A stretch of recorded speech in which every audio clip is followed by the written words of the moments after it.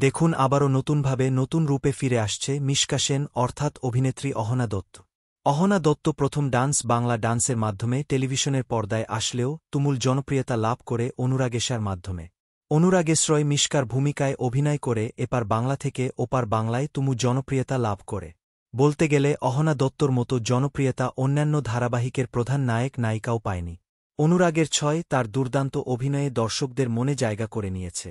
যেখানে সবাই অন্যান্য খলনায়কে আর কোনো ধারাবাহিকে দেখতে চায় না, সেখানে মিশকা অর্থাৎ অহনা দত্তকে সবাই অনুরাগের ছয় দেখতে চেয়েছিল।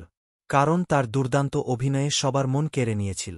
তবে যাই হোক, অনুরাগের ছয় পর এবার আবারও নতুন ধারাবাহিকে ফিরলেন অহনা দত্ত। জি বাংলায় আসছে নতুন ধারাবাহিক তারে ধরি ধরি মনে করি। এই ধারাবাহিকেই দেখা যাবে অহনা দত্তকে।